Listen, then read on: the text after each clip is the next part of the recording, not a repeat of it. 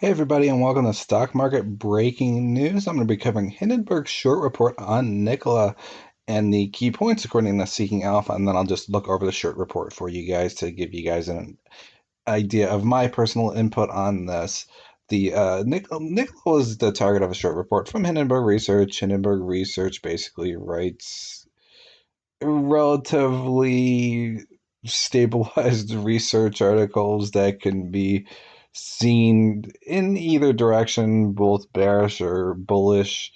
They're written in a way that might be a little bit questionable, but I can't allegedly say either way. The firm claims it has gathered extensive evidence on false statements by Nikola founder Trevor Milton over an extended period of time. Some of other key points from the report: we have gathered extensive evidence, including recorded phone calls, text messages, private emails, and behind-the-scenes photographs detailing dozens of false statements by Nikola founder Trevor Milton.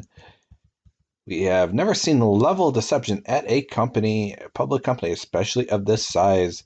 Spokesperson for Volvo spinoff Power Cell AB, a hydrogen fuel cell technology company that formerly partnered with Nikola, called Nikola's battery and hydrogen fuel cell claims hot air.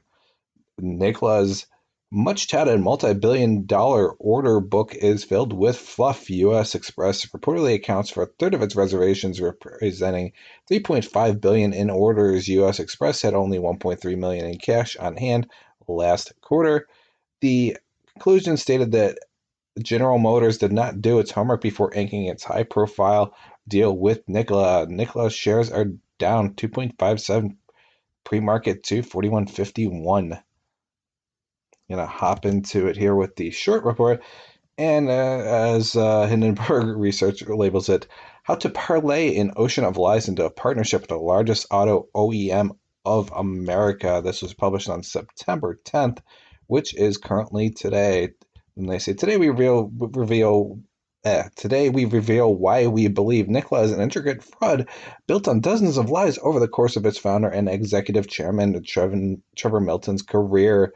They gathered extensive evidence, as I covered in the other portion of this video here. And then, of course, they go into different false statements of the course of a decade into building a 20 billion public company and partnering with big companies like GM. And they claim that they're making false claims in this regard.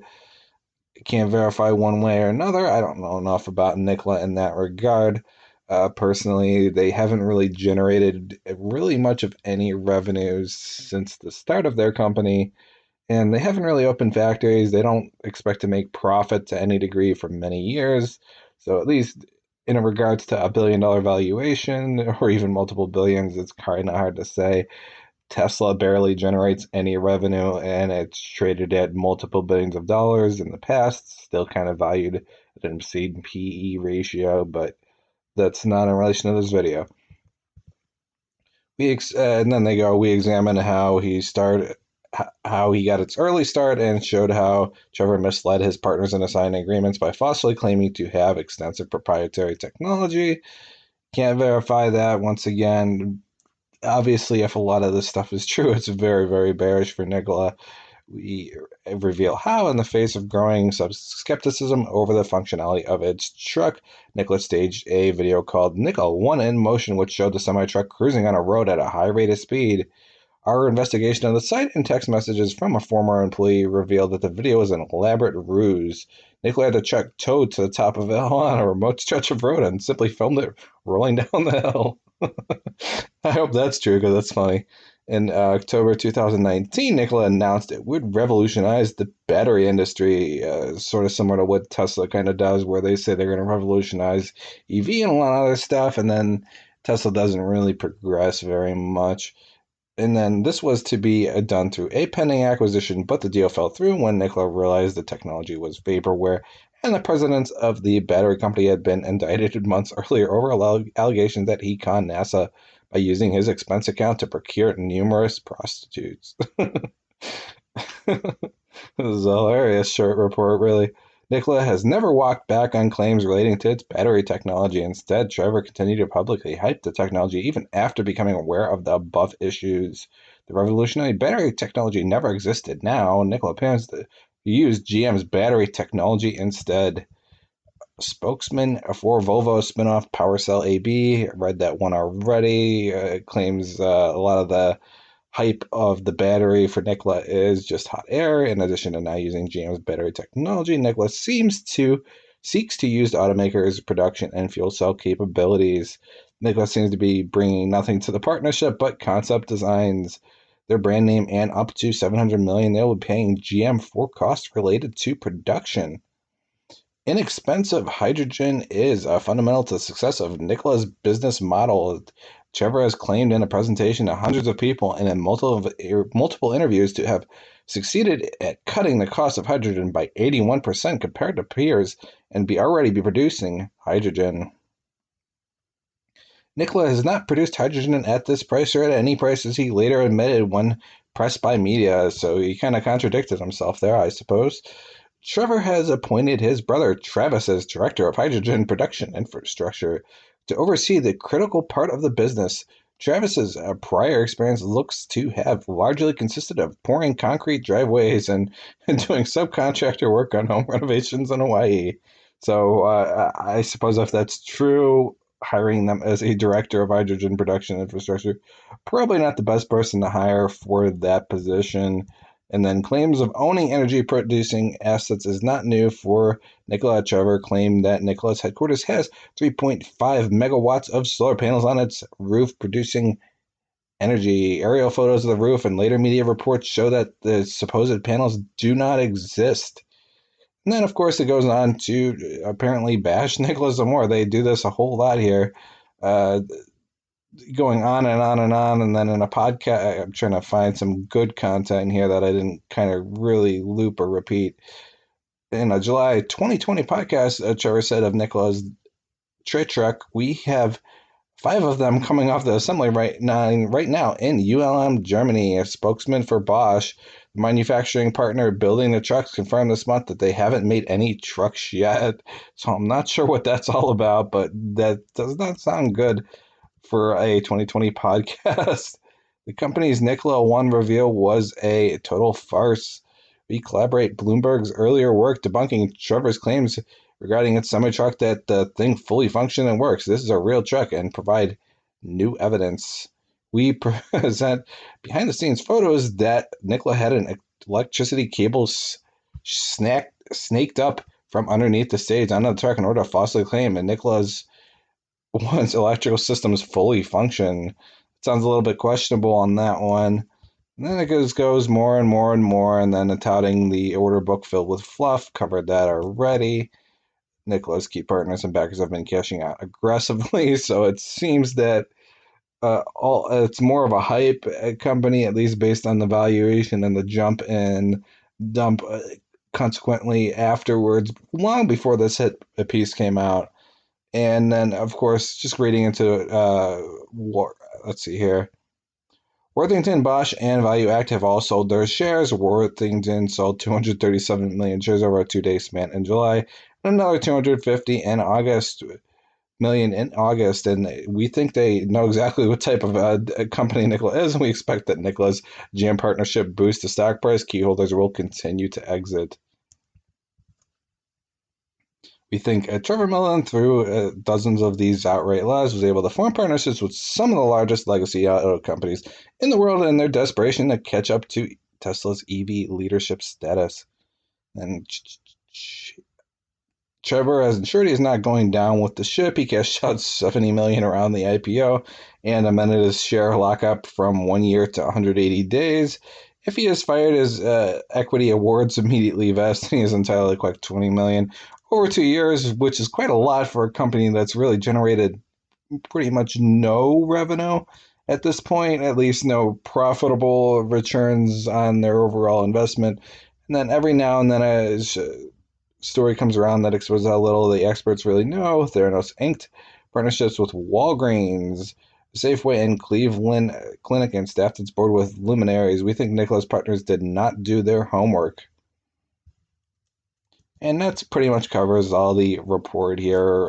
Essentially, Nikola doesn't make much of anything. Some of their vehicles are questionable, according to Hindenburg. their long-term outlook might be a little iffy. GM might have not quite did their homework. These are a lot of the highlightable points in regards to the Hindenburg Research hit piece here. The battery might be in question. A lot of other things that are coming up here and there, even with them kind of staging their vehicle, whether that's necessarily true or not, it's still hilarious nonetheless, if it is. And then, of course, with the hydrogen comparison, and then they're hiring his own brother for the director of hydrogen production infrastructure to see the critical part of the business, someone that's not really experienced in the field. According to this report, I can't confirm that or anything like that. And then, of course, you go into other little parts here that he kind of contradicts himself, like in the podcast. We have five of them coming off the assembly line right now, and then Bosch is like, we don't have a clue what he's talking about. And this was 2020 of July, around when it was hitting its peak in its company and its movement on its share price. Just looking at the overall history of Nikola, you have the 1 day here that's kind of got crushed because of the Hindenburg report. You have the 5 day that's kind of forming a nice technical bullish flag almost. And then, of course, you have the monthly that looks kind of choppy and weird that might result in more of a continuation down. The only reason that Nikola probably bounced today is because a short sale restriction. SSR is 10% down, and then a lot of companies tend to bounce off that because it restricts shorts from continually bleeding the company down, making it much harder for them to do so in a short position. So they usually cover quick once it hits that trigger point. You have the year to date, it was trading at $10.30, and then a lot of this news started coming out, started bumping up, went up to over $80 a share, but now it's back to under 40. They're claiming that this hit piece really affected their stock price, but honestly, it's been tumbling for many months now. It's been tumbling since basically June, and it's going on in the September here. So that's June, July, August, September. That's a 4 month span of a bleed out. So that's a pretty long time for Nikola to be crashing. But that's about all I was going to cover in this video. If you'd like to share your own input on Nikola and share your own input on the Hindenburg report, feel free to comment in the description. Well, not in the description. Comment in the YouTube comments below this video. If you'd like to see more videos like this that I just sort of cover the Hindenburg report and just a rough idea of it, if you didn't want to read all the article and you just wanted a little bit of a quick recap, that's the kind of stuff I do in this channel. So if you like this kind of content, I can make a lot more. Just feel free to subscribe to give me an idea that this is the kind of content that you guys like, and this is the kind of content you guys would like to see in the future. But to kind of wrap things up here, my personal opinion is that unless Nikola shows a little bit more substantial of a direction, I don't think it has the kind of high potential that Tesla had. I think it would need to show a little bit more of what's going on with their company, a little bit more what's going on with the person, why they're potentially hiring someone that has no real experience in kind of like battery production or anything like that, and just kind of think of that over. And personally, to me, it's not a good investment now or ever. Maybe it'll get a little bit better in the future, but I wouldn't hold this kind of chart. And this company's been around not very long, and there's not very much information about it beyond what happened in the last year or two. But uh, thanks for listening in, and have a great day.